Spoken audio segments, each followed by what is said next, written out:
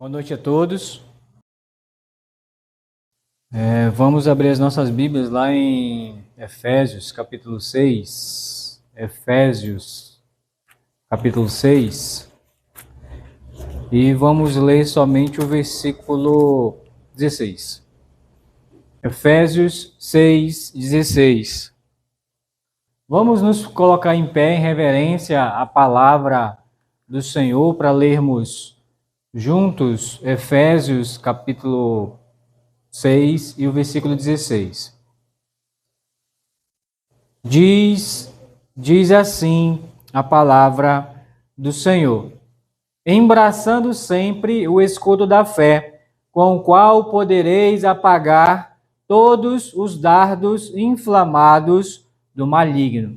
Oremos.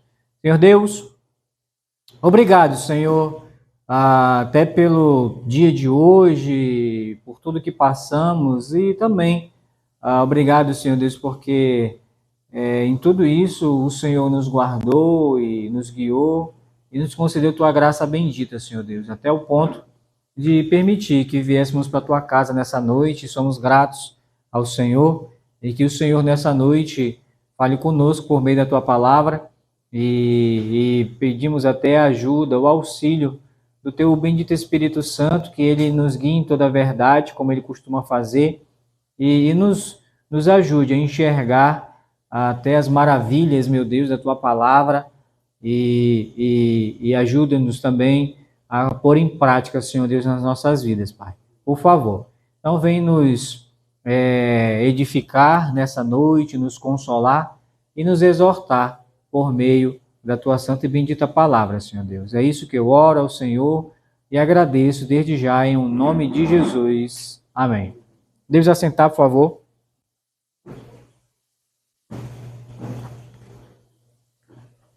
Bom, amados, nós começamos um pequeno resumo, né, semana passada, até do estudo, né? Nós vimos já que devemos viver pela fé, já vimos versículos, né? O meu justo viverá pela fé, que a nossa fé ela deve ser provada e aperfeiçoada, né? Mas para quê? É para que o propósito da fé, não só para aumentar a nossa fé, né? Nos dá experiência também com Deus, né? E para que a gente venha valorizar, né? Então é volume, né? Aumentar e valorizar a nossa fé. Por isso que Deus permite, né? Que nós sejamos provados justamente para a gente aumentar em volume de fé e valorizar a nossa fé. E vimos semana passada e paramos até aqui nessa parte da questão da perseguição, né? 2 Timóteo 3,12 fala que todos quantos quiserem viver piedosamente nesse mundo, eles sofrerão o quê? Perseguição, né? Serão perseguidos. Então, e viver de forma piedosa, irmãos, é viver de acordo com a fé, né? Fé na palavra de Deus, fé no Senhor Jesus Cristo. Irmãos, e a fé, ela é prática, né? Ela é prática. E é bem prática até, eu digo para vocês, tá bom? E não adianta, né? O próprio Tiago, né? Ele fazendo essa comparação, ele vai dizer: olha, me mostra as tuas obras, né? Que eu vou, a tua fé, eu vou te mostrar a minha fé pelas obras.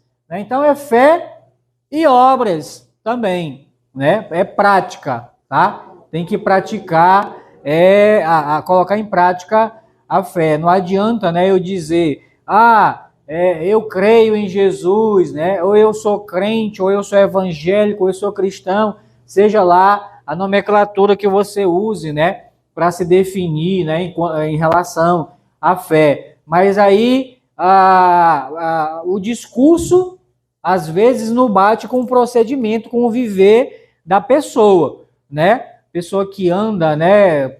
Praticando outras coisas, que é fora até daquilo que ela professa ser, né? Não só no comportamento, mas no modo de falar, enfim, né? Então, irmãos, a perseguição por causa da fé. E aqueles que vivem, irmãos, procuram na realidade, e devem procurar sempre assim, viver, porque essa é a forma, irmãos, que agrada a Deus, né? Se a gente for olhar para a Bíblia, nenhum dos servos de Deus, e principalmente o Filho de Deus, Jesus Cristo, ele não teve vida fácil quando veio para esse mundo. Ele não foi perseguido, não falaram mal dele, chegaram a chamar Jesus de endemoniado. Já pensou um negócio desse? O autor da vida, o Salvador, o Criador do universo, né? E as pessoas dizendo que ele estava endemoniado. Imagina, né? E a gente viu até alguns exemplos, né, de homens, né, que pela fé, né, eles passaram também por esse mundo e não tiveram vida fácil, não, irmãos. Foi debaixo de sofrimento, de perseguição. Paulo foi perseguido e hoje não cessou essa perseguição, continua. Porque as pessoas, irmãos, o mundo, ele não aceita, na realidade é assim, né? É até engraçado. Eles querem que a gente aceite, né, o mau procedimento deles, o mau comportamento deles, mas eles não querem aceitar a nossa fé, a nossa conduta, né, diante de Deus, né? Enquanto tem um que mente, se desboca em mentira, em palavrões e tudo, e aí se depara com uma pessoa, né, que procura fazer tudo certinho e tudo, né? Procura vigiar seus lábios e tudo para não estar falando besteira e tudo. Isso incomoda até. Incomoda. Em qualquer ambiente de trabalho, em qualquer ambiente de faculdade, de escola, se você não age, não fala igual como tá o costume, você é perseguido. Você é xingado, você é hostilizado, você é chamado de doido, de fanático, disso, não sei aquilo. Porque eles não vão aceitar isso. Então vão perseguir. E essa perseguição, ela perdura até os dias de hoje. Enquanto, irmãos, estivermos nesse mundo, nós vamos ser o quê? Perseguidos. Por causa da nossa fé. Da nossa fé, né? E Deus sabendo disso, né? Graças a Deus, ele sabendo de tudo isso. Ele sendo onipotente, né? Onipresente, onisciente, conhecendo todas as coisas e sabendo que a gente ia passar por isso, né? Ele não ia permitir que os seus filhos fossem massacrados nesse mundo, né? Perseguidos e tudo, massacrados nesse mundo e ficassem, né?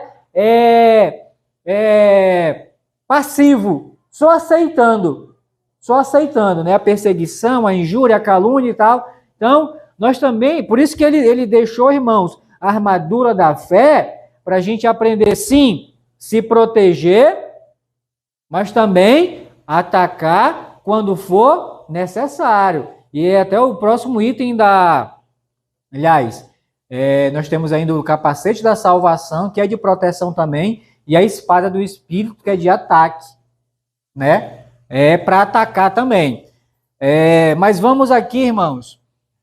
Hoje nós vamos começar a falar sobre o combate da fé, né? Vimos aqui a perseguição por causa da fé, agora o combate por causa da fé. E eu estava até falando no último estudo, que nós vivemos nesse mundo, é uma guerra, é uma luta, e o Paulo usa esse termo aí, combate, né? É até um termo militar. Lembra que quando ele está falando aqui da armadura de Deus, ele tem em mente aqui, quando ele estava escrevendo, um soldado romano. Tanto é que ele usa os itens, né, da armadura de um soldado romano da época aqui de Paulo, né? E ele usa esses termos militares, né, de combate. Então ele vai falar aqui, vamos lá para 1 Timóteo, né? 1 Timóteo, capítulo 1, versículo 18 e 19. 1 Timóteo, capítulo 1, versículo 18 e 19. Só para você ter a ideia. E o objetivo, irmãos, não só da palavra de Deus, mas desse estudo, é deixar, né, cada um de vocês aqui, né, nessa noite, né, e aqueles que vão até assistir esse estudo, né, futuramente, conscientes conscientes dessa luta, dessa guerra espiritual que nós vivemos, tá bom? Tanto é que no próprio capítulo 6, né, antes de detalhar sobre a armadura de Deus, o apóstolo Paulo diz que a nossa luta não é contra sangue e contra a carne, né? Não é contra o nosso próximo, é quem está agindo por trás deles, né? Aí ele vai falar, né? A nossa luta, né, contra principados, potestades, né, nas regiões celestes e tal, né? A nossa luta é espiritual, irmãos. Então, o objetivo desse estudo é nos deixar conscientes dessa luta e da conduta e do comportamento que devemos ter diante das lutas, tá bom? Esse é o objetivo desse estudo. Então, olha só o que o Paulo fala aqui, né? 1 Timóteo, capítulo 1, e o versículo 18 e 19. Ele diz assim: este é o dever que te encarrego, ó filho Timóteo, né?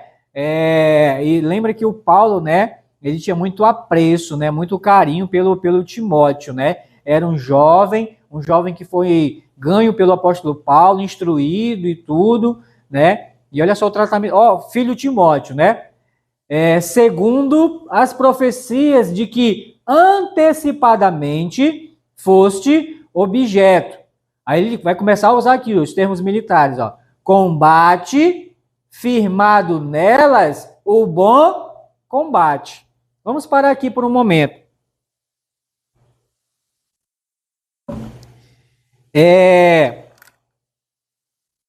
Irmãos, vamos ser sinceros. Tem como a gente ver beleza, algo agradável, algo bom em uma guerra? Tem? Tem guerra, né? É luta, é morte, né? É peleja e tudo. Só que destruição, muito bem. Só que aqui o Paulo está falando aqui, ó. Combate, firmado nelas o bom combate.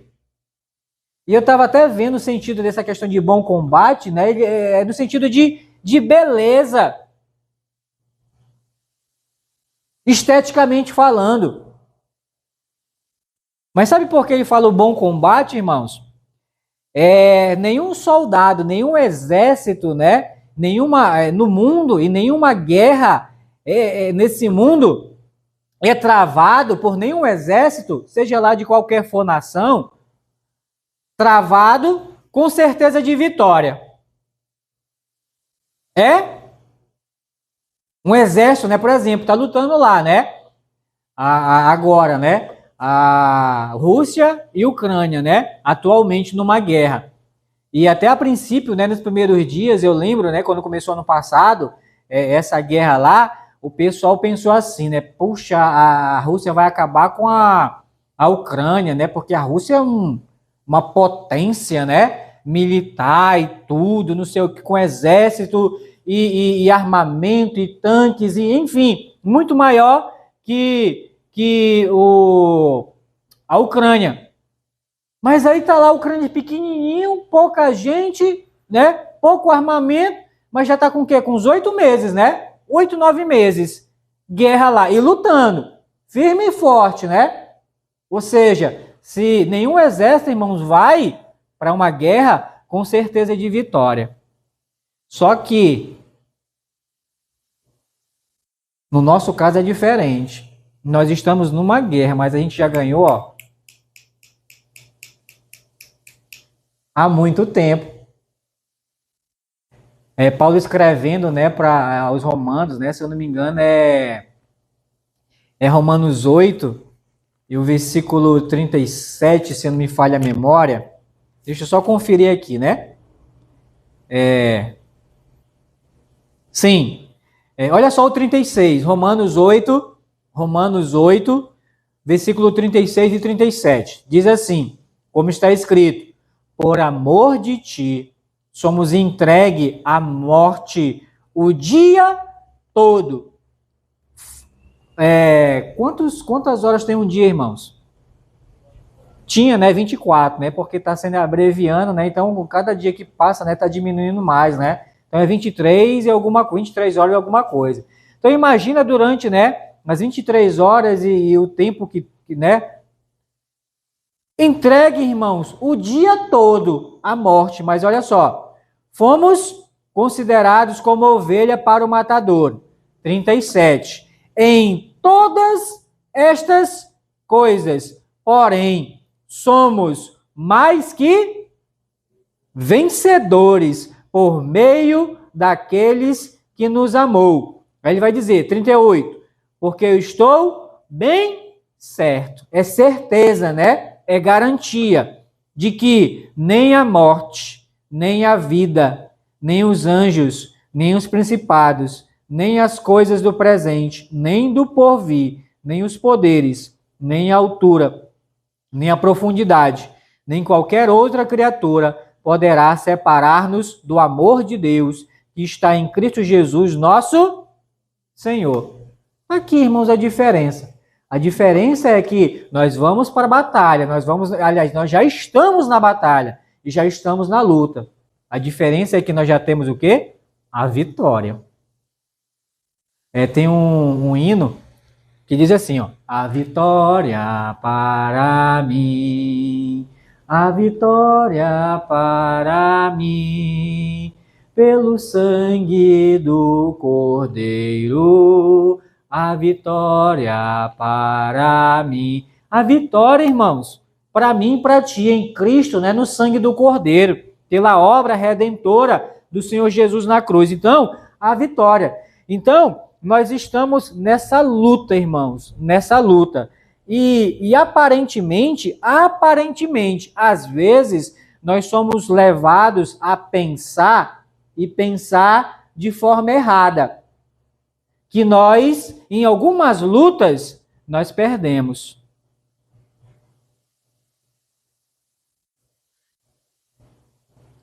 Vou citar um exemplo para vocês. Na época que a minha esposa, né, adoeceu e tudo, né, foi uma luta, irmão, 7 meses de luta, né, e quem já passou por isso sabe, né, é consulta, é medicação, é internação, irmãos, é uma vida, irmãos, eu vou dizer, doida, louca. Não é só a pessoa que está enferma, que não tem paz, que não tem descanso, né, que não dorme, é a família toda envolvida. Não é verdade? Não dorme, preocupado, pensando. E aí luta, né? E aí as pessoas, não, ela vai passar, ela vai vencer, não sei o quê, não sei o quê, não sei o quê.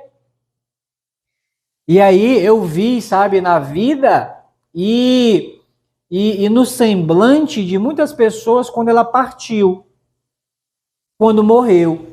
Algumas pessoas, né, não deu certo, não sei o quê, e encarando isso daí até como uma derrota. Mas eu não vi como derrota.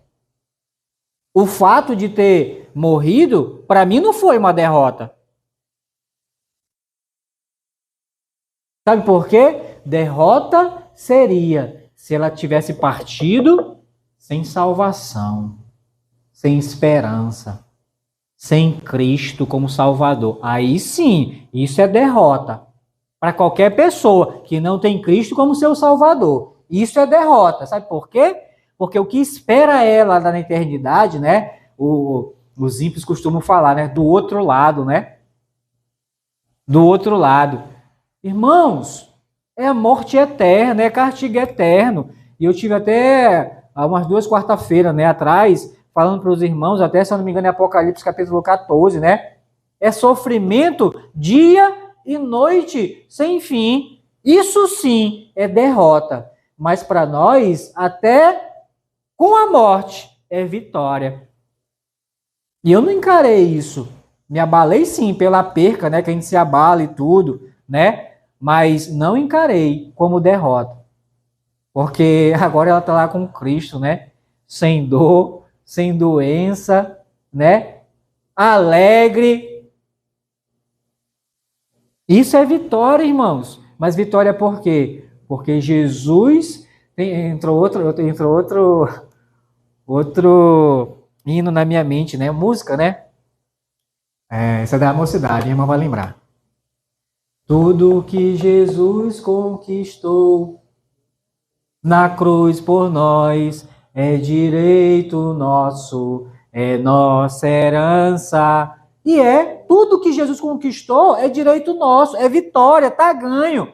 No mundo tereis aflições, mas tem de bom ânimo. Eu venci o mundo. E o que ele espera dos seus filhos, dos seus servos nesse mundo? É descansar nessa vitória. E eu não estou dizendo, quando eu falo descansar, é você sentar, se acomodar, e como muitos têm feito, a igreja do Senhor Jesus, a gente tem visto, né, aliás, viu, né, no estudo, né, sobre os sinais da volta de Cristo para a sua igreja, que estão dormindo, literalmente, a igreja do Senhor dormindo.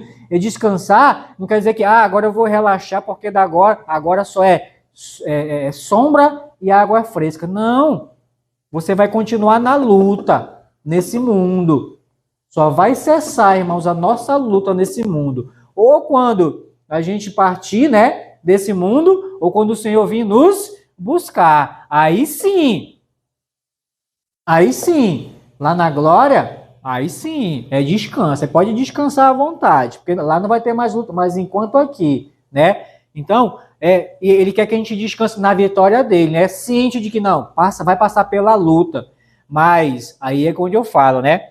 Independente do resultado, irmão, da tua luta.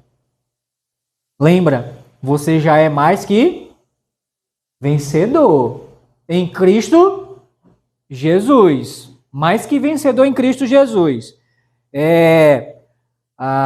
Tá. Então, firmado nela o bom combate, né? Olha só o 19.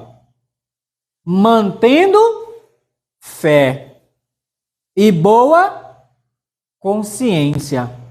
Porquanto alguns, tendo rejeitado a boa consciência, irmãos, o que é essa boa consciência? É a consciência de que da luta e desse combate que enfrentamos. E só é possível, irmãos, passar por essa luta, por esse combate, com a fé. Com a fé. E lembra que a fé é o nosso escudo, né? De defesa para a hora da luta, desse combate. Então, alguns tendo rejeitado essa boa consciência, vieram a naufragar na fé. E ele vai citar alguns nomes aqui, ó, presta atenção, verso 20. E dentre esses quem? Esses que negaram a boa consciência, né? E naufragaram na fé.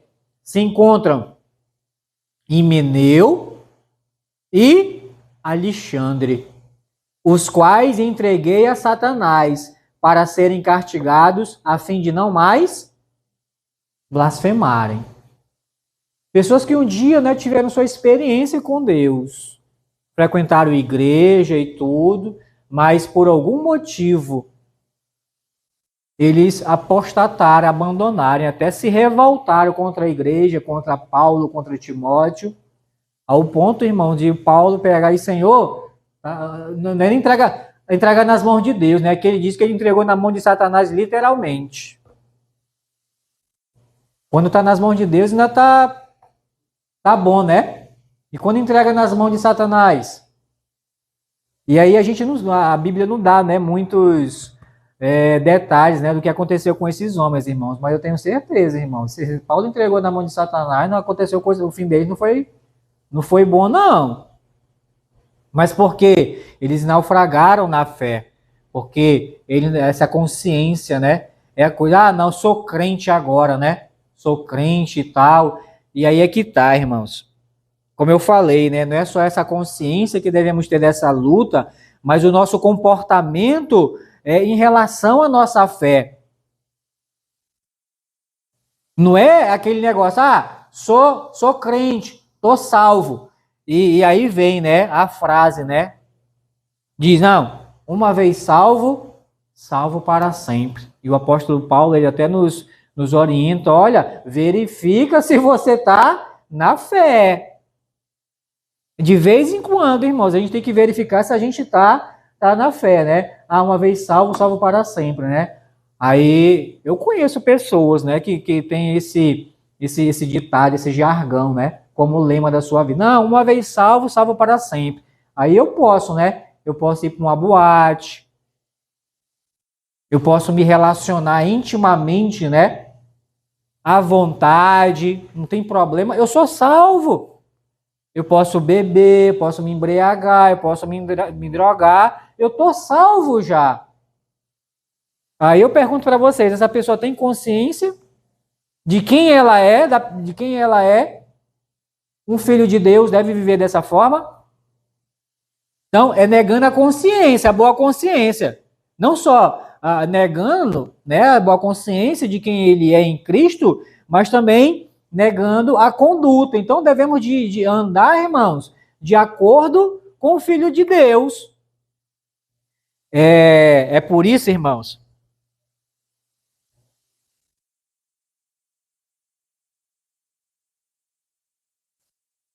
os que dão mais trabalho para os pais, por exemplo, tem filhos, né? Só como exemplo, o pai é pedreiro, por exemplo. Trabalha, né, de sol a sol e tal, chuva e tudo, né, para dar o melhor para sua família e tal, não sei o quê, não deixar faltar nada. Aí o camarada, né, vagabundando, não quer saber de trabalhar, não quer saber de estudar e tudo. Aí começa a andar com quem não deve e começa a furtar, fazer o que não é e usar droga, enfim. Aí numa dessas ele é preso. Quando é preso, né? A polícia chega para tá preso. Ele não diz pro policial, né? Meu pai é pedreiro. Ele fala, ele fica quieto, né? Mas quando é um filho de juiz, mesma coisa. Boa vida, tem tudo, não falta nada, né? Começa na vagabundagem. Aí é preso, o policial tá preso. Meu, tu sabe quem eu sou? Tu sabe quem é meu pai? Não é isso? E às vezes, né, tem policial que se intimida, né? Ei, rapaz, o cara é importante, né? Mas não vale o que o gato enterra.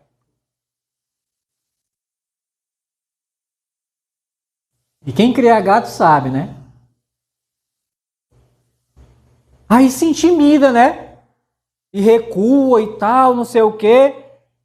Mas outros não querem nem saber, né? Prende porque tem que cumprir o seu papel, né? Como autoridade, prende tudo.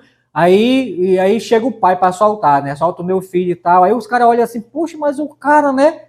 Responsável por prender os outros, né? De julgar e tudo, vem aqui o filho, um pilantra, um bandido. Ou seja, o procedimento do filho é de acordo com o pai? E com a profissão do pai? Não tá. A mesma coisa, irmãos. O mesmo exemplo eu trago para mim e para você, nós como filho de Deus. Não adianta nada a gente sair dizendo por aí, alarmando, né? Gritando até pendurado, né, pastor, em cima do muro, né? Eu sou homem de Deus. Eu sou homem de Deus. Mas as pessoas olham para mim, né, e fazem essa comparação. Poxa, mas será que Deus mente? Será que Deus engana os outros? Né? Será que agrada a Deus, né? O filho dele tá numa festa, numa boate, seja lá o que for, né? Tomar uma de vez em quando e tudo. Isso é procedimento de um filho de Deus, irmão? Não é, não é. Então, é a boa consciência, irmãos. Não só a boa consciência, mas também é essa questão da conduta, que a gente tem que alinhar, irmãos, né? A nossa boa consciência com a conduta de filho de Deus. Tá bom? Aí ele cita aqui exemplo dessas duas criaturas aqui, né? Emineu e o Alexandre. E ele sempre conscientizando, né, Timóteo, desse bom combate. Agora vamos para o mesmo capítulo ainda, aliás, mesmo livro de 1 Timóteo, só que agora capítulo 6 e o versículo 12. 1 Timóteo, capítulo 6 e o versículo 12. Vamos ler a partir do 11? 1 Timóteo, capítulo 6, a partir do 11.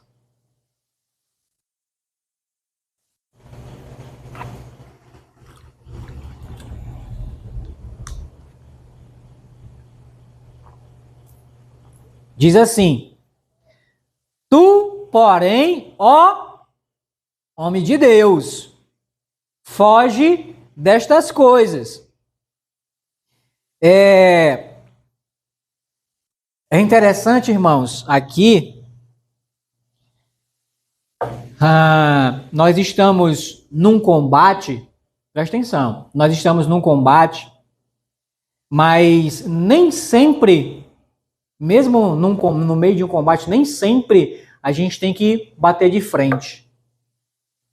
Vai ter momentos que a gente vai ter que fugir, recuar. Isso me chamou a atenção aqui, sabe? O Paulo dizendo aqui pro Timóteo: tu, porém, homem de Deus, foge destas coisas.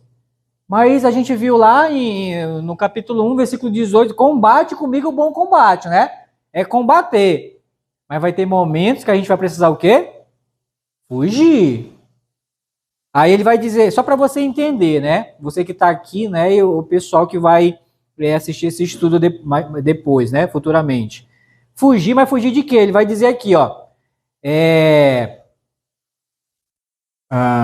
Verso 6. Verso 6 fica mais claro para a gente, 6 em diante. Do mesmo capítulo 6 de Timóteo, 1 Timóteo.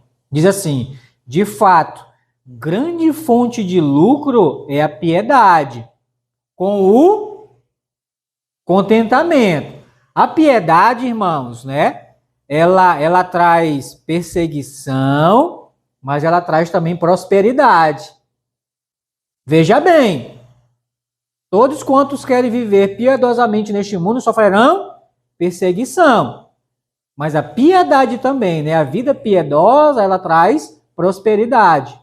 Só que o apóstolo Paulo está instruindo aqui o Timóteo, o jovem Timóteo, a dizer, com o contentamento. Contentamento. Porque nada temos trazido para o mundo, nem coisa alguma podemos levar dele. Aí verso 8. Tendo sustento e com que nos vestir, estejamos contentes. Então, tenho que comer, tenho que vestir, fica satisfeito, contente com isso. Aí, 9. Ora, os que querem ficar ricos caem em tentação e cilada e em muitas concupiscências. A palavra concupiscência é desejo, né? Insensatas e perniciosas, as quais afogam os homens na ruína e perdição. Porque o amor do dinheiro é raiz de todos os males. Eu já vi gente dizer, né, que não, o problema, né, é o dinheiro que é mal. Você tem dinheiro, né, você está em pecado, né, porque o dinheiro, não, o dinheiro é bom. Se não fosse dinheiro, como é que a gente ia comprar as coisas, né? Mas ele diz aqui, ó, o amor ao dinheiro, o problema é o amor ao dinheiro é a raiz de todos os males. E alguns nessa cobiça se desviaram da fé. O desejo, né? Muito, não, eu quero mais, e eles acabaram abandonando, se desviaram da fé. E assim mesmos se atormentaram com muitas dores. É isso aqui, irmãos, é essa cobiça desenfreada que o apóstolo Paulo estava falando pro Timóteo, né? Por isso que no versículo 11 ele vai dizer, tu, homem de Deus, foge dessas coisas, dessa cobiça desenfreada, da piedade, que a piedade proporciona. Irmãos, vamos lá. O pastor Fred, ele contava a história de um homem lá na terra dele, né? Na Irlanda do Norte. Ele dizia assim, olha, eu vi Deus transformar, né? A vida de um homem, salvar a vida de um homem, né? Que o homem era alcoólatra e tal, e ele trabalhava, mas tudo que ele ganhava, ele consumia, né? Ele gastava em bebida e tudo, e deixava a mulher passar fome, os filhos passar fome e tudo. Enfim, e ele dizia que ele viu, né, Deus transformar a cachaça em pão. Aí você pode estar pensando assim, poxa, mas como é que é isso, né? Transformar a cachaça em pão. E não é literalmente, né? O cara tá com a garrafa de cachaça e literalmente vira pão. Eu vou explicar para vocês. É que o camarada começou a ouvir o evangelho. Lembra? O pecado destrói a vida de qualquer ser humano. Então vida destruída, e a mulher quase já pensando já em abandonar ele, mas aí começou a ouvir o evangelho, começou a frequentar a igreja e tudo, confessou Jesus como Salvador e se converteu. E mudou de vida. Verdadeiramente. Porque mudou a consciência e mudou também a conduta, o comportamento. Daí, o dinheiro que ele gastava comprando bebida para sustentar o vício dele, agora ele fazia o quê? Comprava pão para os filhos. Roupa. Daí o motivo do pastor Fred dizer, né, de transformar a cachaça em pão. E o camarada começou a crescer na vida, melhorar na vida. Por quê? A piedade leva a pessoa à prosperidade. Porque ele vai melhorar de vida, porque naquilo que ele gastava com o pecado, né? Deus vai abrir os olhos e ver, e ele, não é mais isso não. E aí ele vai começar a priorizar as coisas, né? Ele vai olhar com mais carinho para a mulher, com mais atenção, para os filhos, e priorizar. E aí os recursos, irmãos, e Deus vai abençoando. Lógico que tudo isso, né? Tem a bênção de Deus. E a pessoa vai se desenvolvendo, vai crescendo, né? Tanto espiritualmente quanto materialmente também. Só que a pessoa tem que ser o quê? Ter contentamento. E é justamente esse contentamento que até na época de Paulo, né, alguns homens não tinham. E é o perigo, irmãos, e é o perigo até hoje, irmãos. Até hoje, né? A gente sabe aí de notícias, né, de homens, né, que pregam a palavra de Deus, né, e não tinham nada, irmãos. E hoje, irmãos, os homens têm império, né, tem avião, tem fazenda, tem isso, tem aquilo e tal, mas extorquindo o povo, tirando proveito disso, se beneficiando disso. E aí ele está dizendo para Timóteo, tu, porém, ó homem de Deus, foge destas coisas. Então é uma das coisas, irmãos, que nós devemos fugir. Devemos fugir. Eu conheço lá em Manaus, um irmão em específico que até hoje, toda semana ele joga na Mega Sena. Toda semana ele joga na Mega Sena. E talvez, né, você, irmão, poxa, jogar na Mega Sena, né, é pecado. Jogar no bicho é pecado. E aí? Não é jogo de azar? E não tem gente que é viciado, e principalmente jogo do bicho, né? Qualquer centavinho que pega, né? Joga aí na vaca, né? Não sei o que na cabeça e tal. Outros são viciados em baralho, que é jogo. Tudo que é jogo de azar, irmão, destrói a vida de uma pessoa. Tanto é que tem uma cidade nos Estados Unidos que ela foi criada no meio do deserto. Ela é conhecida mundialmente como a cidade do pecado. O nome dessa cidade é Las Vegas. Las Vegas, pode pesquisar. É onde tem cassino, só jogo de azar. E pessoas do mundo todo, né, vão para lá. Irmãos, o camarada vai, às vezes tem gente que leva, né, herança, né, que ganhou do pai e da mãe. Não, eu vou aumentar, né? Eu vou multiplicar. E chega lá, irmão, com milhões e sai de lá sem nada. Sem nada. E aí, voltando aqui, né? E aí, né, esse irmãozinho, né, joga na Mega Sena. Né? Não, mas né, a conversa, não, mas se Deus me abençoar eu ganhar, eu vou investir na obra, eu vou fazer isso, eu vou fazer aquilo. Vai nada, meu irmão. Isso é ilusão. E o Paulo está dizendo para o Timóteo, Timóteo, foge dessas coisas. E é que nós devemos fugir, irmãos. E o irmãozinho, né, aposentado já, né, e tem o que comer, tem que vestir, só que ele não está satisfeito. Não está satisfeito. E quer enricar. E o apóstolo Paulo está dizendo aqui, ó, porque, verso 10, porque o amor do dinheiro é raiz de todos os males. E alguns, nessa cobiça, se desviaram da fé.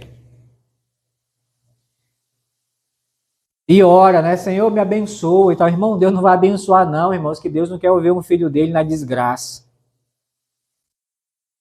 Deus não quer ver um filho dele na desgraça.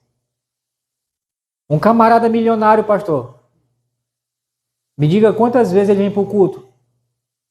Nunca mais ele aparece na igreja, na vida dele.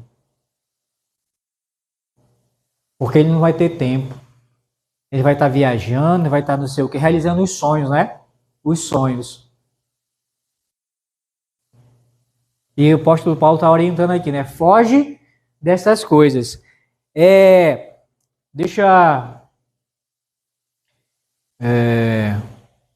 Vamos para... É porque entrou agora na minha mente, irmãos.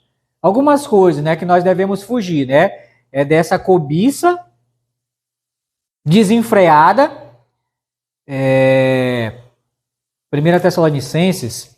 Volta um pouquinho. 1 Tessalonicenses. Não está ali, eu não coloquei ali. 1 Tessalonicenses. Capítulo...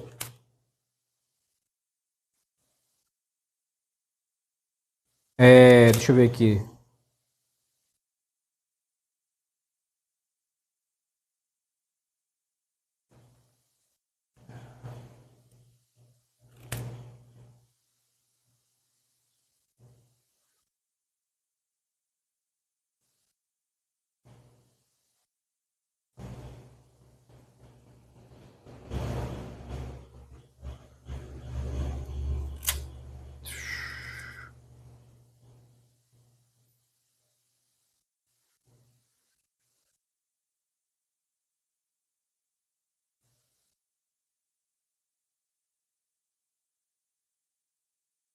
Eu estou em Colossenses, por isso que eu não estou achando. É 1 Tessalonicenses. Estou no capítulo errado.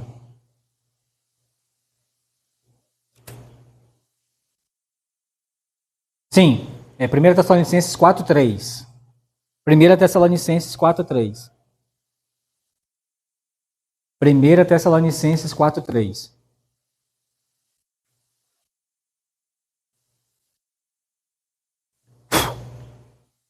Diz assim: pois esta é a vontade de Deus, a vossa santificação, que vos abstenhais da prostituição. É uma outra coisa que devemos fugir, né? Da prostituição. Agora, 1 Tessalonicenses 5, versículo 22. 1 Tessalonicenses, capítulo 5, versículo 22.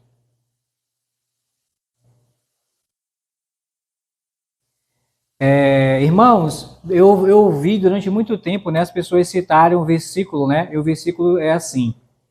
Eu não sei se você já ouviu, né? Dessa forma. Fugir da aparência do mal.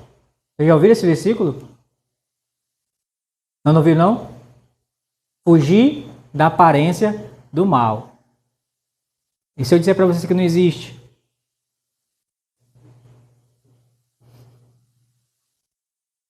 O que existe é esse aqui, ó, de 5:22. 1 Tessalonicenses 5:22.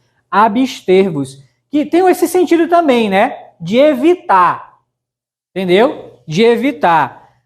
Abster-vos de toda forma de mal. De toda forma de mal. É a gente se abster, né? Das coisas que são ruins, que são maus. Evitar. Tá bom? Então, voltando aqui, irmãos. Coisas que devemos fugir. E por isso que Paulo orientou lá para o Timóteo, né? E eu falei, apesar de nós vivermos numa guerra, num bom combate, mas não quer dizer que sempre a gente tem que estar enfrentando. Vai ter momentos que a gente vai precisar o quê? Recuar e até fugir, dependendo desses casos aqui que eu mostrei para vocês, tá bom? Voltando lá para 1 Timóteo, capítulo 6:12, né? 6:12. Assim, 1 Timóteo, capítulo 6, versículo 12. Mais uma vez, Paulo falando para o Timóteo, ó. Combate o bom combate da fé. Toma posse da vida eterna, para a qual também foste chamado, e de que fizeste a boa confissão perante muitas testemunhas. Então tá aqui, ó. Combate o bom combate da fé. Ele está orientando o Timóteo, né? Olha, continua, né? Nesse bom combate da fé. Tá bom? 2 Timóteo, capítulo 4, verso 7. 2 Timóteo, capítulo 4, verso 7. A partir do 6, para completar. 2 Timóteo, capítulo 4, versículos 6 e 7. E o 8. 2 Timóteo, capítulo 4, do versículo 6 ao 8. Diz assim: quanto a mim, estou sendo já oferecido por libação, e o tempo da minha partida é chegado. 7. Combati o bom combate, completei a carreira, guardei a fé. Já agora a coroa da justiça, o prêmio, né, a recompensa, me está guardada, a qual o Senhor, reto juiz, me dará naquele dia, e não somente a mim, mas também a todos quantos amam a sua vinda. Paulo instruindo, né?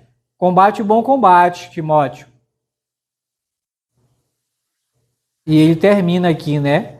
Essa carta de 2 Timóteo, já uma carta de despedida, irmãos. Daqui para frente ele já ia ser executado. E ele diz: combati o bom combate. Ou seja, ele iniciou, ele perseverou e finalizou o seu combate nessa terra. Combati o bom combate, completei a carreira e guardei a fé. Agora sim, né? Guarda a fé. Porque para onde o Paulo foi, lá não vai precisar mais de fé, não. Lá ele já vai poder ver, ele vai poder pegar, tocar. Ele não vai precisar mais da fé lá. Então ele completou, né, a carreira dele aqui. Volta um pouquinho aqui, irmãos. Volta um pouquinho aqui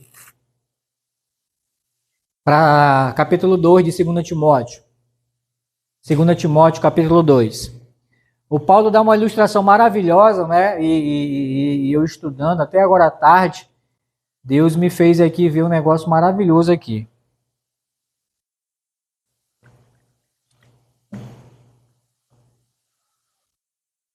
Uma ilustração, irmão, de luta, né? Nem pelo fato de ter o nome, né, que Paulo usa, né? Combate, né, que dá a ideia de luta, tá? De peleja, mas nem toda luta, todo combate, toda peleja é sinônimo também de guerra. E o Paulo ele vai usar três ilustrações aqui para dar essa noção para a gente. 2 Timóteo, capítulo 2, a partir do versículo 1 até o versículo 5. 2 Timóteo, capítulo 2, do versículo 1 ao versículo 5. Diz assim: tu, pois, filho meu, mais uma vez, né, ele com carinho com Timóteo, né? Fortifica-te na graça que está em Cristo Jesus. E o que de minha parte ouviste, através de muitas testemunhas, Isso mesmo, transmite a homens fiéis e também idôneos, para instruir a outros. 3. Participa dos meus sofrimentos como bom soldado de Cristo Jesus. 4. Aí ele vai começar já a usar aqui as 3 ilustrações, né, de combate. Nenhum soldado em serviço se envolve em negócios desta vida, porque o seu objetivo é satisfazer aquele que o arregimentou. Ele usa aqui a figura do soldado, né? E o soldado realmente, ele está ali, ele está se preparando e preparado para o combate. Aqui no sentido é luta mesmo, né? Mas é um combate, irmãos, se preparando e preparado para lutar, para combater, para fazer o quê? Defender quem? A sua pátria. Todo país, ele não tem um exército? Toda nação tem um exército. E a função do exército é defender o quê? A pátria. A sua pátria. É ou não é? E quando Paulo fala, né, para o Timóteo, ele combate o bom combate. E ele usa essa figura de soldado, irmãos, é porque também no reino de Deus nós somos soldados de Cristo. E temos que defender a nossa pátria. Ah, irmão, então eu tenho que lutar pelo Brasil. Não é dessa pátria que eu estou falando, não. Essa é a nossa pátria terrestre. Mas nós temos uma pátria celeste, no céu. Uma pátria celestial. Tanto é que o próprio escritor aos Hebreus, ele vai dizer, né? Capítulo 11, fala de Abraão, né? Que eles tinham a sua pátria. Eles almejavam, né? Esse almejar é desejar. Uma pátria superior. E ele diz lá, uma pátria celestial, que é no céu. Mas mesmo nessa terra em que nós vivemos, né? Nós devemos lutar como soldados de Cristo pela nossa pátria celeste, defendendo o quê? A nossa fé, a nossa convicção, porque tem o reino da luz, mas tem o reino do quê? Das trevas. Eu não tenho.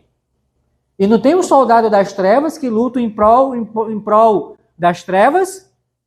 Não tem os soldados do diabo? Mas nós somos soldados de quem? De Cristo.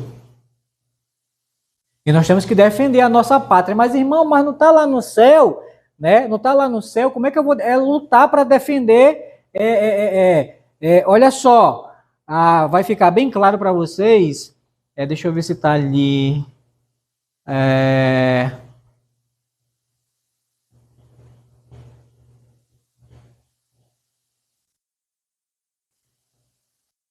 Tito. É o próximo livro. Tito. Deixa eu ver aqui.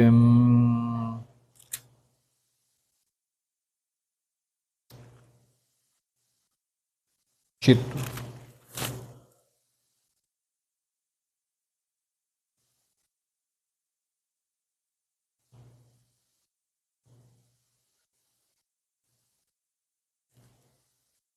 Eu vou pedir ajuda dos universitários. Me ajudem aí.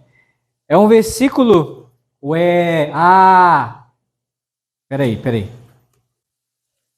Acende uma luz e deixa brilhar a luz de Jesus e brilha em todo lugar.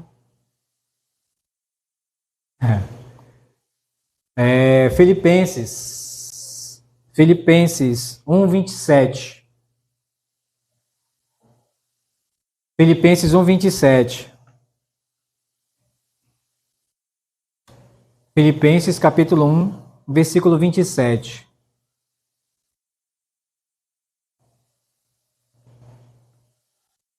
Diz assim: vivei acima de tudo por modo digno do Evangelho de Cristo, para que, ou indo ver-vos, ou estando ausente, ouça no tocante a vós outros, que estáis firmes em um só espírito, com uma só alma, lutando juntos pela fé evangélica. Irmãos, como soldado de Cristo, temos que lutar para a nossa pátria celeste, mesmo aqui nessa terra. Quando aqueles que vêm minar a nossa fé, né, se levantar contra a gente por causa da nossa fé, a gente tem que permanecer o quê? Firmes. Eu estava até conversando esses dias com o pastor, que o Isaac vai voltar, né, para a faculdade presencial, né, se assim Deus quiser.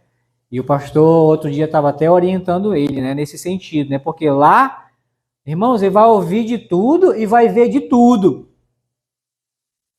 E eu estava até falando uma vez no carro, né, ele vai lembrar disso. A gente vindo lá na Barra do Ceará ali, e eu disse para ele, olha, um versículo apropriado para ti é ouvir de tudo e reter o que é bom.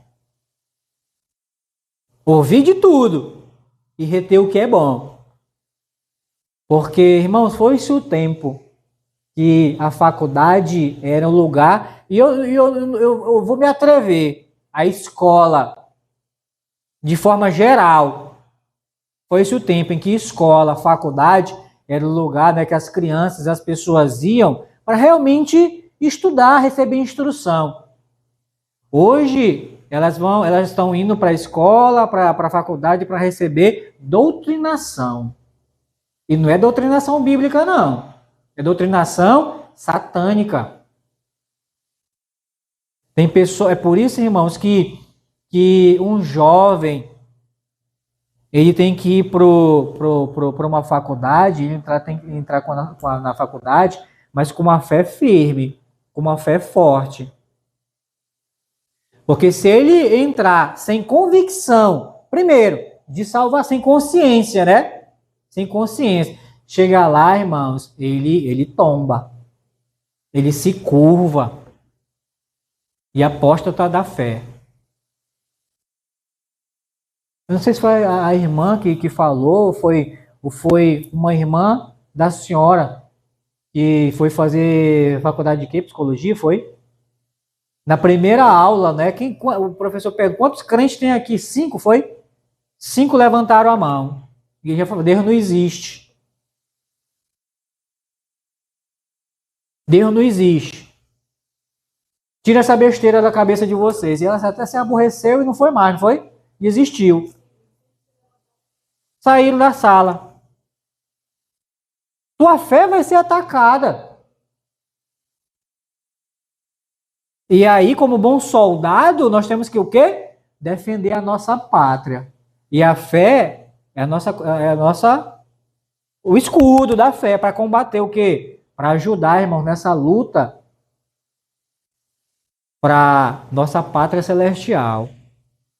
E quantos se calam? Não, porque é o professor, né? É a autoridade, tem que respeitar. Mas se ele não respeita a tua fé, mas ele quer ter respeito, né? Ele quer que você respeite ele, mas ele não quer respeitar a tua fé. Crente é ignorante, é burro.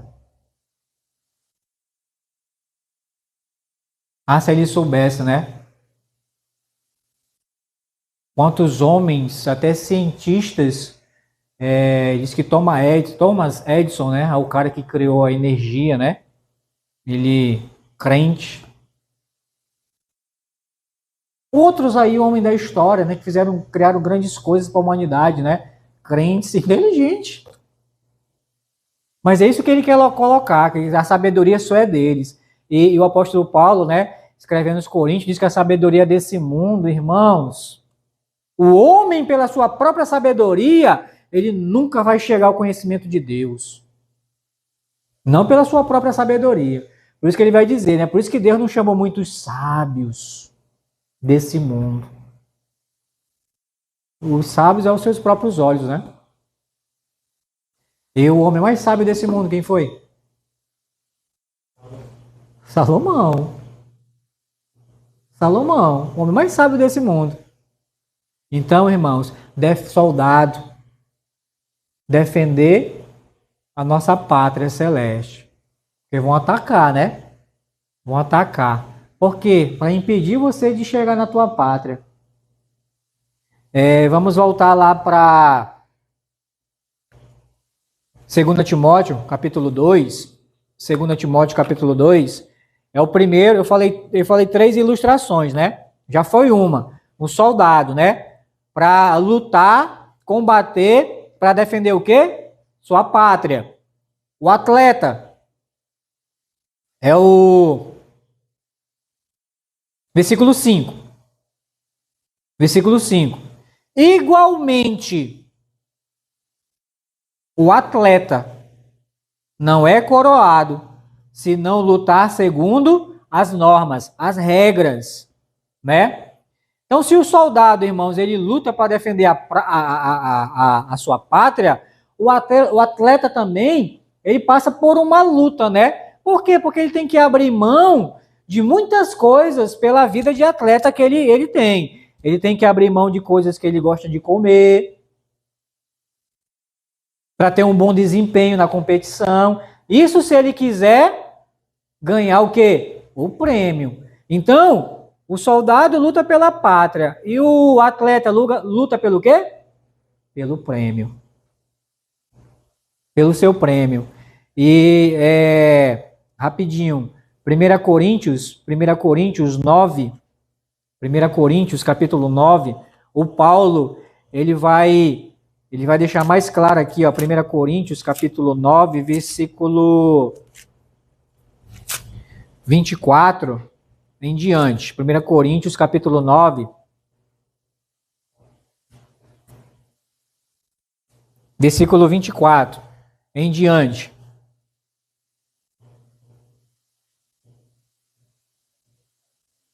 Primeira Coríntios, capítulo 9, versículo 24 em diante, diz assim: Não sabeis vós que os que correm no estádio, todos na verdade correm, mas um só leva o prêmio. Correi de tal maneira que o alcanceis. Todo atleta em tudo se domina. Isso é disciplina, né? Se domina. E nesse se dominar aqui, irmãos, eu já ouvi, irmãos, entrevista de atletas que ele diz que a vida de atleta é muito chato. Porque é que nem criança pequena, né? Tem horário para dormir, tem horário para comer, tem horário para levantar. É disciplina, faz parte do treinamento dele. Então, correi de tal maneira que eu alcancei. Todo atleta em tudo se domina. Verso 25. Aqueles para alcançar uma coroa corruptível, ele está falando do atleta terreno, né? Nós, porém, os atletas celestes, né? Nós, porém, a incorruptível. Ou seja, incorruptível é que não se acaba. Tá bom? Não se acaba. Assim corro também eu. O Paulo, ele até se identificava como um atleta, né? Por isso que ele usa essa ilustração aqui. Assim corro também eu. Não sem meta, sem propósito nenhum. Assim luto. Olha só, né? A linguagem dele aqui. Assim luto. Não como desferindo um golpe no ar, né? À toa, né? Gastando energia à toa, né? Mas esmurro o meu corpo e o reduzo à escravidão, para que, tendo pregado a outros, não venha eu mesmo a ser desqualificado. Está aqui, irmãos, a segunda ilustração que o Paulo traz de um atleta. Nós somos soldados de Cristo, mas também nós somos atletas de Cristo. E passamos por uma luta. Por isso a comparação com o atleta. O atleta, em tudo, ele se domina. E assim nós devemos dominar, irmãos. Dominar o quê? A vontade dessa carne. Porque se você não dominar ela, ela vai o quê? Prejudicar você. É ou não é verdade? E eu não estou falando só dos desejos carnais no sentido, né, de coisa boa, né? Irmãos, comer é bom, irmão. Mas nem tudo é bom para a gente comer, não é verdade? E às vezes, né, tem gente que come com os olhos, né? Tá aqui, mas já tá olhando ali, ó. Não aguenta. Tem pessoas, né, que come compulsivamente. Ou seja, não tem domínio próprio. Come compulsivamente. E aí, tá ali, né, tá cheio. Sabe o que é que fazem? Vai lá no banheiro, enfia o dedo na garganta, coloca tudo para fora, que é para comer mais. Isso é até doença. É bulimia, se eu não me engano, o nome dessa doença. Para comer mais. Mas nós, como atleta de Cristo, irmãos, temos que nos dominar nos nossos desejos carnais. Porque, e Paulo vai dizer, né? Não, jamais satisfaçam os desejos da carne. Lembra, essa carne aqui, irmãos, ela, apesar de nós vivermos nela, mas ela não é nossa amiga, não. É nossa inimiga. É nossa inimiga. E como um bom atleta de Cristo, nós temos que lutar, se esforçar, né? Treinar. Eu vi esses dias, acho que foi segunda-feira, né? O Isaac com a personal trainer dele. lá no terreno, lá, né? Correndo e tal, fazendo pó de chinelo e tal, não sei o que. Vamos lá e tal. E eu lá de cima só. Tá certo, a gente tem que cuidar do corpo. Isso é disciplina, né? Porque tem um alvo. Qual é o alvo? É ter uma saúde melhor. E com a saúde melhor, é longevidade, né? Vai viver o quê? Mas vai ter um bom tempo para servir o Senhor nesse mundo. Mas, com a garantia de, no final de tudo isso, irmãos, eu estava vendo um senhor, ele criticando até o ex-técnico, né, da seleção brasileira, né? E fazendo uma comparação, sabe?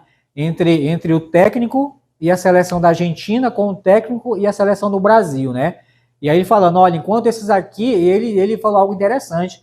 Ele disse que a delegação, né, a comissão técnica da Argentina, os jogadores, eles não tinham dinheiro nem para pagar o hotel. Para saber disso? Não tinha dinheiro para pagar o hotel, tanto é que eles ficaram hospedados numa faculdade lá em Dubai. Porque não tinha dinheiro para pagar o hotel. Tá em crise lá, o país.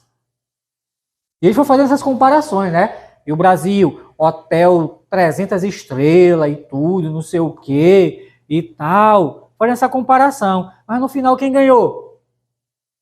A Argentina. Mas eles não fizeram esforço? Eles não tiveram que abrir mão de muita coisa? Isso é luta. Mas eles tinham um objetivo. Alcançar o quê? O prêmio. E alcançaram. Irmãos,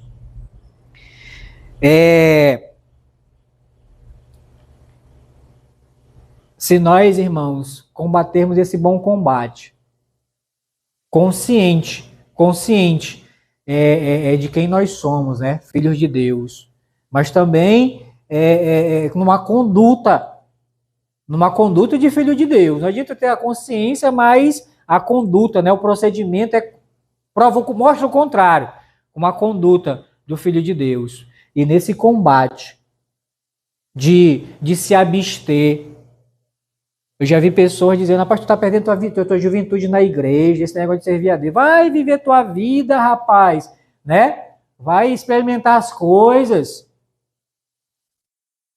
E pode ser. Mas lembra que são prazeres transitórios que o pecado oferece. Prazeres transitórios. Passa. Transitórias vem de passageiro. Passa. Mas se eu me abstiver desses prazeres transitórios, eu já tenho um prêmio me aguardando lá, não tem? O Paulo não falou, né? Combati o bom combate, completei a carreira, guardei a Agora, a coroa da justiça me está reservada. A coroa é o prêmio, né? A qual o Senhor, reto juiz, dará a mim, não somente a mim, mas todos quanto amam a sua vinda. É o prêmio, irmãos, tem um prêmio para mim e para você lá, já reservado, garantido, porque Jesus já conquistou na cruz. Mas enquanto não chega, vamos continuar nesse combate, irmãos, nesse mundo. Lembra, mais uma vez, irmãos, eu vou dizer aqui, essa carne aqui, ela não é tua amiga, ela quer se fazer da tua amiga, mas é tua inimiga. E você tem que subjugar ela. Todos os dias, irmãos. É os teus desejos, é a tua vontade. E quando eu falo isso, é na mente, é nos olhos, é nos lábios, irmãos. O fato da gente, um crente viver só no seu corpo, irmão, já é uma luta muito grande, irmãos. E todos os dias, a gente acorda e dorme com ela, né? Com essa luta. E não cessa. Mas, e querendo, e tá dizendo, não, não, porque é atleta. É atleta. Todo atleta em tudo se domina. Só que às vezes, né? Às vezes a gente não se domina em tudo, né? Infelizmente. Mas vamos procurar, irmãos. E já deu tempo, irmãos. E vamos ficar pro terceiro, a terceira ilustração para a próxima quarta-feira, se assim Deus permitir. Tá bom? Mas lembra, né? Você é um soldado de Cristo. Segundo, você é um atleta de Cristo. Um soldado para defender sua pátria e a sua fé nesse mundo. O atleta para você lutar para alcançar o quê? O seu prêmio no final. Tá bom? Vamos orar? Senhor Deus, muito obrigado, Senhor. Obrigado até pelo que o Senhor nos mostrou nessa noite, Senhor Deus, na Tua palavra.